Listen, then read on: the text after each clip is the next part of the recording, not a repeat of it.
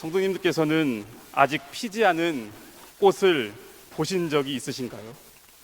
혹 활짝 피어오르지 못한 꽃을 볼 때 어떤 생각이 드셨습니까? 혹시 저 꽃은 뭐가 문제가 있나? 햇빛을 못 받았나? 물이 충분하지 않은 건가? 아니면 아예 피어보지도 못하고 죽게 되어버리는 건 아닐까? 또는 성격이 급한 분들은 이 꽃을 우리가 어떻게 해야 되는 건 아닐까? 고민도 할 것입니다. 이렇듯 우리의 태도 가운데는 무엇이든지 먼저 부정적으로 접근하는 경향이 없지 않아 있는 것 같습니다. 긍정적인 말보다는 부정적인 말이 먼저입니다. 문제 있어. 별로인가? 죽은 건가? 혹 이와 같은 부정적인 태도와 생각을 대신하여서 이렇게 바꾸어 말해보는 것은 어떨까요? 이제는 꽃이 필 일만 남았네. 이 꽃이 활짝 피면 얼마나 이쁠까 기대가 된다. 어떻게 보느냐에 따라서 우리의 삶의 발자취가 조금은 달라지지 않을까 생각해 봅니다. 신앙생활도 이와 같습니다. 동일한 상황과 현상과 모습을 어떻게 바라보냐에 따라서 우리가 남길 믿음의 발자취도 조금은 달라질 것입니다. 오늘 우리가 함께 본 본문 말씀 배경은 다음과 같습니다. 고린도 교회 성도들은 4개의 분파로 나뉘어서 대립하여 싸웠습니다. 나는 바울 편, 나는 아볼로 편, 나는 게바 편, 나는 그리스도 편. 이런 모습으로 거룩한 주님의 몸된 교회가 나뉘었습니다. 그로 이어서 오늘 본문 말씀에서는 2명의 이름만이 등장합니다. 바로 바울과 아볼로입니다. 여기서 2명의 이름이 등장한 것은 4개의 편이 2개의 편으로 축소되었다는 것이 아닙니다.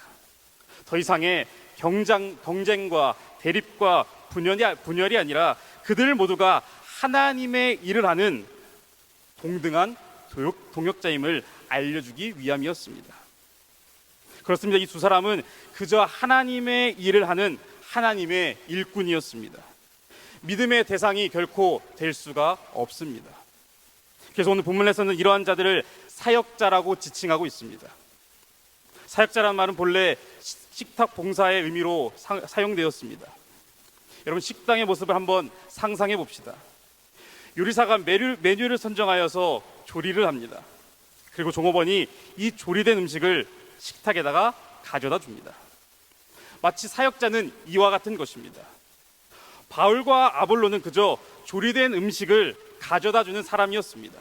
그리고 하나님께서는 어느 맛집의 요리사처럼 메뉴를 선정하여서 직접 조리하십니다. 마찬가지입니다. 하나님의 일을 하는 사람은 하나님의 일의 주체가 결코 될 수 없습니다. 음식을 만드는 사람이 아닌 그저 전달하고 섬기는 사람인 것이죠. 바울이 아무리 놀랍고 신비로운 일을 행하였어도, 또한 그를 통해 수많은 복음의 열매가 맺어졌을지라도 하나님의 일꾼은 그 이상이 절대로 될 수가 없습니다. 농사에는 일렬의 업무가 있습니다. 무언가를 심기 위해서는 먼저 밭을 갑니다. 그리고 씨앗이나 혹은 어떠한 식물을 심습니다. 그리고 물을 주고 좋은 영양분을 공급하기 위해 비료도 뿌립니다. 또한 잡초가 생긴 잡초를 뽑고 적당한 햇빛, 온도, 습도 또한 필요합니다. 오늘 본문에서도 이와 유사한 장면이 나옵니다. 남은 심었고 아볼로는 물을 주었으되. 그런데 오늘 말씀에서는 심는 일과 물 주는 일만 언급하고 있습니다. 그 이유는 결국 싹이 트고 자라는 것은 사람의 일과 노력으로는 불가능하다는 것을 강조하기 위함입니다. 바로 이것이 하나님의 일이라는 것이죠. 생명을 살리는 하나님의 일 가운데에 하나님의 역사하심이 없다면 아무 일도 일어나지 않을 것입니다. 하나님께서 우리의 섬김과 복음 전파 전도의 그 자리에 계시지 않는다면 혹시 우리의 애씀과 노력과 몸부림의 자리 속에 부재하시다면 그건 그저 하나의 몸짓으로 끝나는 것입니다. 그래서 우리 항상 그 일꾼에게 주목하기보다는 그 일을 하게 하시고 그 일을 이루어가시는 하나님께 집중해야 됩니다. 모든 사람의 행위와 업적에는 언제든 한계가 있습니다. 씨앗이 싹을 트고 자라서 꽃이 피고 열매 맺는 것은 사람의 일이 아닙니다. 싹을 틔우게 하신 하나님, 꽃을 피우게 하신 하나님, 열매를 맺게 하신 하나님이십니다. 때로는 우리는 많은 일들을 하고 또한 계획합니다. 그런데 그 어떤 것들 중에도 새로운 생명을 창조할 수 있는 일은 없습니다. 우리에게는 새 생명을 창조할 그 어떠한 능력과 지식과 지혜도 없기 때문입니다. 아볼로와 바울이 성경에서 나오는 대단한 인물일지라도 복음을 전파하고 교회를 세운 일을 그저 감당할 뿐이었습니다. 우리가 하나님의 일들을 할 때도 마찬가지입니다. 내가 주님을 위해 주님의 몸된 교회를 섬기며 복음을 전하며 사는 것은 내 방법과 지식과 기술에 의지하지 않습니다. 그 일을 친히 하시고 이루실 하나님을 우리는 바라보면서 하는 것입니다. 그런데 놀랍게도 그 하나님의 일들은 하나님의 사람들, 바로 우리를 통해, 믿는 사람들을 통해 이루어 가십니다. 하나님께서는 전지전능하신 하나님이시지만 우리를 통해 우리를 일꾼 삼으셔서 우리를 복음의 도구로 삼아주셔서 그분의 놀라운 역사들을 이루어 가십니다. 맞습니다. 우리는 주님의 복음의 도구로서 일해야 됩니다. 복음의 역사는 하나님께서 하시는 것입니다. 사람의 마음을 바꾸고 시선을 바꾸고 생각을 바꾸고 삶을 바꾸게 하는 것은 사람의 능력과 지식과 재주라는 것이 아닙니다. 생명의 창조자 되시고 주관자 되신 우리 주님만이 하실 수가 있으십니다. 하나님께서 우리를 창조하셨듯이 우리의 중심, 우리의 삶까지도 재창조하십니다. 교학교에서 교사로 섬기시는 섬김의 자리도, 교사분들의 섬김의 자리도 마찬가지입니다. 맡겨진 귀한 어린 영혼들, 어린아이들부터 청소년기 학생들까지 그들의 신앙이 과연 자라고 있는지, 어떻게 되어가고 있는지 어쩔 때는 불안하게 느껴질 때가 있습니다. 심지어는 나와 함께하는 어린 영혼들이 어린 영혼들에게 아무 일도 일어나지 않는 것처럼 보이기도 합니다. 계속 내가 잘못하고 있는 것은 아닐까? 나의 이러한 수고와 헌신이 헛된 것은 아닐까? 혹시 나의 섬김과 희생이 이렇게 끝나버리는 것은 아닐까?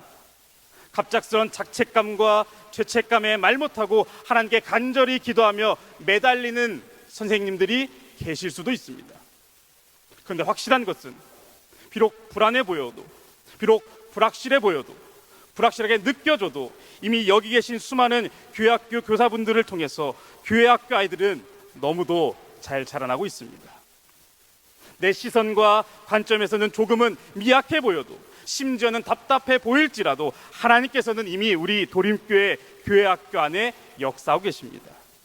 우리가 복음의 씨앗을 뿌리고 그리고 말씀에 물을 줄 때 하나님께서는 그 신앙의 싹을 틔우시고 줄기와 잎이 나게 하시며 꽃과 열매를 맺게 하십니다. 너무 낭망하지 마십시오. 너무 좌절하지 마십시오. 너무 두려워하지 마십시오.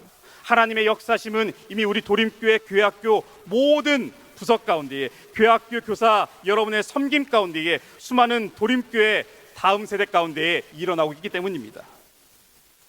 우리는 바울과 아볼로처럼 하나님의 새 생명의 역사심을 기다리며 기도하며 묵묵히 그 부르심에 응답하며 내 맡은 자리에서 그 일을 충실히 감당하면 되는 것입니다. 그리고 십자가 대신 우리 주님만을 더욱더 의지하면 됩니다. 사도 바울은 주님을 의지하고 다른 것을 바라지 않았습니다. 고린도전서 2장 2절입니다. 내가 너희 중에 예수 그리스도와 그가 십자가에 못 박힌 것 외에는 아무것도 알지 아니하기를 작정하였습니다. 예수 그리스도와 그분께서 달리신 십자가 사건 외에는 다른 것은 그다지 중요한 것이 아니었습니다. 그러니 그분의 역사심을 의지하며 자신의 과거의 경험과 지식들은 다 배설물로 여기며 주님의 인도하심에 순종한 것입니다. 그래서 내가 했다, 나의 업적이다, 나의 공로다, 사도 바울은 말하지 않았습니다. 그저 그가 쓴 대부분의 서신서의 서두는 이렇게 기록되어 있습니다. 하나님의 뜻을 따라 그리스도의 예수의 사도로 부르심 받은 바울이라고 말하고 있는 것입니다. 내가 한 것이 아니라 하나님이 하셨다, 하나님이 일하신다, 하나님이 역사하신다. 그 기대와 소망으로 우리는 이처럼 기도의 자리에 있는 것이 아닌가요? 하나님, 나를 사용하여 주사 내게 맡겨진 귀한 영혼들이 주님을 믿게 하여 주옵소서. 나는 부족하고 나는 연약하나 주님만이 길이요 진리요 생명이시오니 역사하여 주옵소서. 교사 선생님들이던 혹은 어떠한 섬김의 자리든 간에 우리는 부단히 하나님의 말씀을 기준 삼고 한 영혼 한 영혼의 주의를 기울이며 눈물로 씨앗을 뿌리는 것입니다. 프린스턴 신학교에서 기독교 교육을 가르치던 리차드 아스머 교수님은 신앙을 크게 네 가지 요소의 결합체로 보았습니다. 신앙 형성을 교육 목적이라면 네 가지의 목표가 있는 것이죠. 첫 번째는 신념입니다. 즉 머리로 하나님을 올바르게 이해한다는 말입니다. 두 번째로는 신뢰입니다. 하나님만을 신뢰하고 사랑하고 나가 주변 사람들, 이웃들과의 신뢰적인 관계를 맺는 것입니다. 세 번째는 헌신입니다. 이것은 하나님의 말씀만을 충실하게 실천하는 것입니다. 마지막으로는 신비입니다.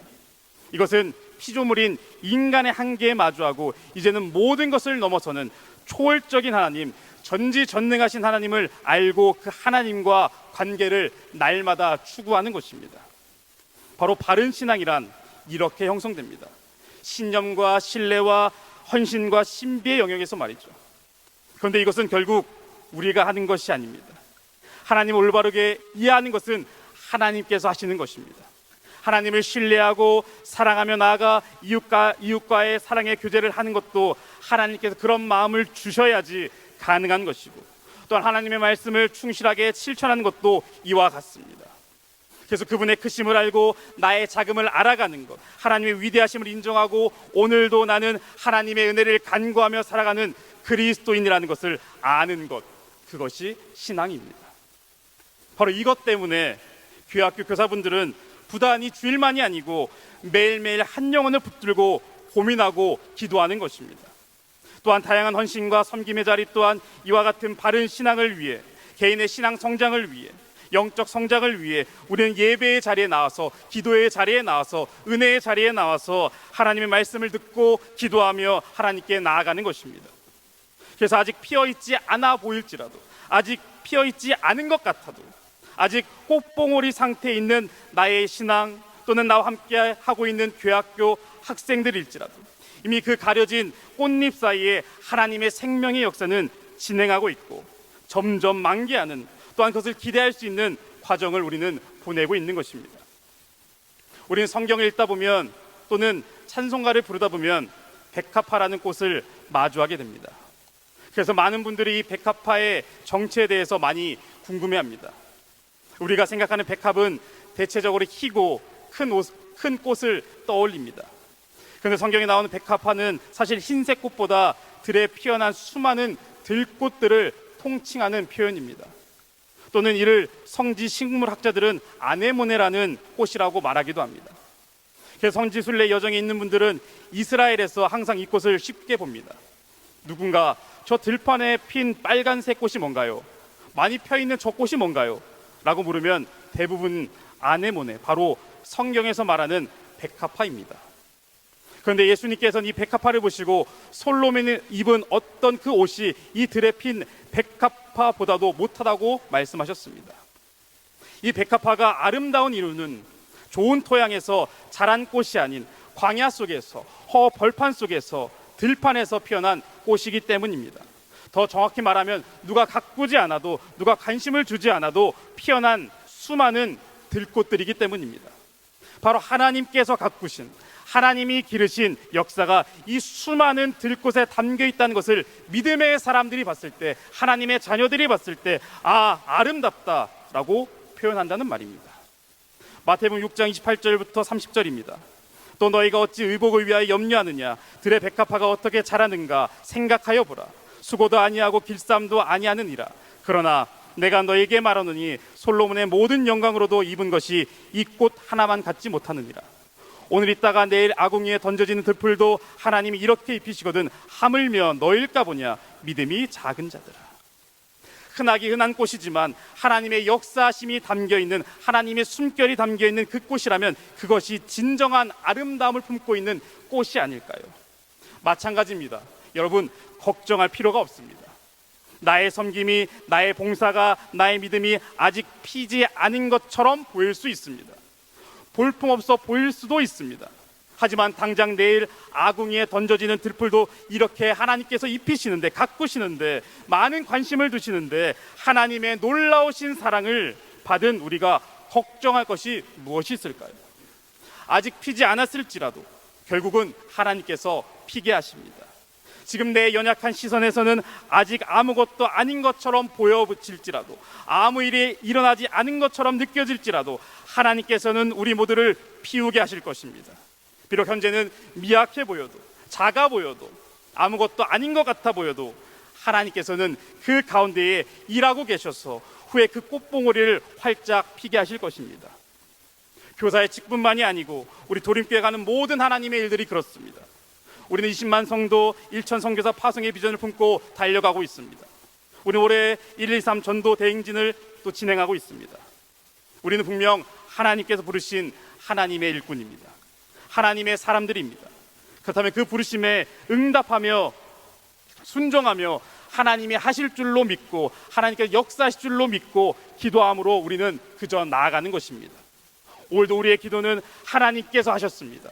하나님께서 하십니다. 하나님께서 하실 것입니다. 우리의 신앙이 어느 찬송의 가사말처럼 이 눈에 아무 증거 아니 배워도 믿음만을 가지고서 늘 걸으며 이 귀에 아무 소리 아니 들려도 하나님의 약속 위의 소리라.